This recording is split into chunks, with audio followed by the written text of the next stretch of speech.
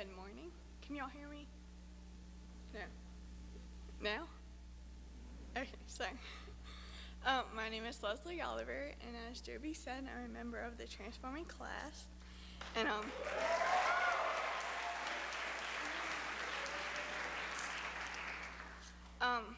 Joby has put me on a very strict time limit, so I want to go ahead and apologize since I don't have time to make jokes and everything. But actually, if I did have time, I still probably wouldn't be able to make y'all laugh. So, before I tell y'all my life story, I want to read y'all a quote. Barbara Kingsolver said, "The very least you can do in your life is to figure out what you hope for. And the most you can do is live inside that hope. Not admire it from a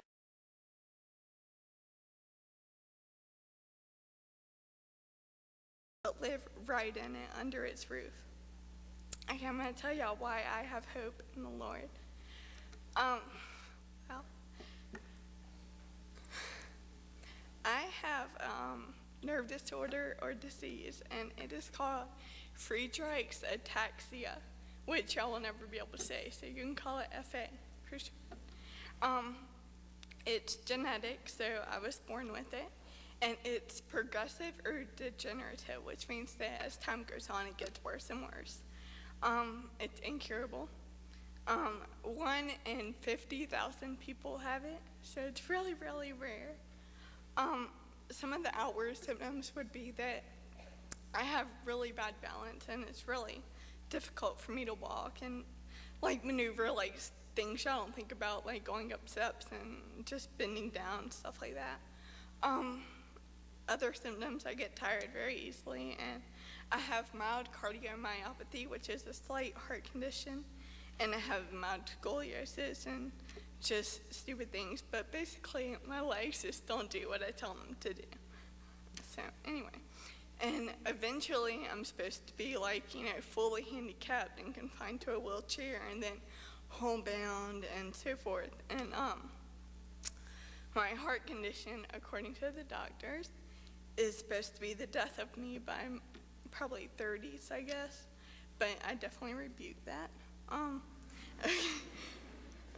When I was little and growing up, I was very active and everything. I did softball, volleyball, piano, tap, jazz, ballet, musical theater, and gymnastics. So I was very, very active. But I guess when I turned about 12 or 13, things started getting really difficult for me to do. And so I slowly started dropping out, and my parents were like, well, maybe she's just not a really clumsy kid, because that's what we thought, and that is definitely what my brother thought. Yeah. So we started going to doctors, and at 14, which I'm 18 now, so it's 4 years ago, 9th grade, yeah, I was diagnosed by a neurologist, and so yeah.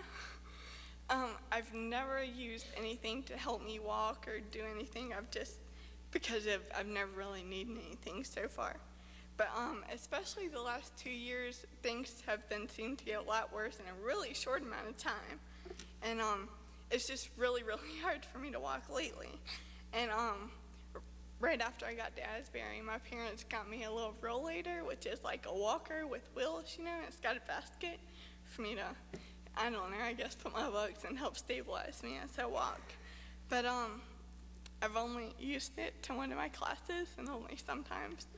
I guess I rarely use it because I'm not really used to relying on something, and I'm a very independent person, so it's really hard for me to have to do that. But I don't know, I just don't use it. I'm not used to it, and I guess I'm still kind of in the embarrassment stage, I'm just not used to, I don't know, yes.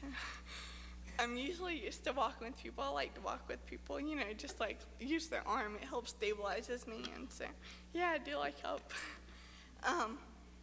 But about 2.5 years ago, I was resting in God's presence, and of course I asked him, are you going to heal me? And he said, yes. I said, physically? And he said, yes. And I said, really? I said, how, when, what, where? All that good stuff. And he said that he had the time and place set out for me, and they were ordained when it would happen. So I was like, well, how, when, what, where, again? And he said that if he told me, I wouldn't learn to develop trust in his word that he's given me, which is very true, but yeah, not what I wanted to hear. Oh, there I am. Wow. That's funny. Because I know God's faithful to all of his promises, that's why our license plate is hopeful. And I put 2 L's because I'm not just, normally hopeful. I'm extra full of hope. So, yeah, it's been a really hard, let me check my times. All right, I'm doing good. And yeah,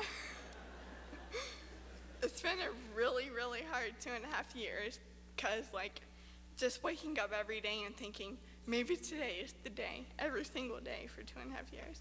And first, I want to tell you a little secret that hope really is living in expectancy all the time. It's just waking up and it's expecting God to meet our needs that day, to fulfill his promises, to answer our prayers, and especially just to be who he is, and that's faithful. He is a faithful God. And yeah, the devil has come against me day in and day out, whether I'm asleep or awake, especially with lies, I'm not good enough, or I'm less of a person, or I'm not like the rest of you, or I'll never amount to anything, but they're definitely lies. And he's coming against me, with discouragement, because that's the easy thing to do. The easy thing is to believe what you see. Hope is not the easy thing, because that's believing in things to come. And for me, I see me falling, or me not being able to walk, or me not being able to do that, and so it's easy to get discouraged because that's what I see. But hope is believing in what I can't see, what I don't see, but what I know God's going to bring to happen. Okay, Pearl S. Buck said, "We must have hope or starve to death." And I just really feel like that applied, because if I didn't have hope, I really would rather be dead. And just for real, because, having that hope in God is what gets me up. It's what gives me purpose and meaning, and I feel like I have something to do that day. And when I wake up, I'm just filled with hope in my Holy Father, and not just for my healing, but I can't wait to see what God's gonna do today in my life, in my friends' lives. I just can't wait to see how he's gonna reveal himself every day. I want to read Lamentations 3:23 and 24 again. It said, "His compassions are new every morning. Great is your faithfulness.